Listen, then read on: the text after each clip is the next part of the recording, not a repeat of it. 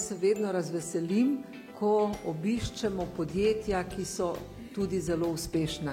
Zakaj? Največkrat slišimo po medijih razne negativne zgodbe, tukaj, ko pa gremo na teren, pa srečamo podjetnike, ki se res trudijo, ki pošteno plačujejo svoje delavce, ki skrbijo za razvoj, takrat pa dobim upanje, da je vendarle naše gospodarstvo dobro in da bomo imeli čedalje več takih podjetij, kar pomeni dejansko razvoj, prihodnost, delovna mesta in tako naprej.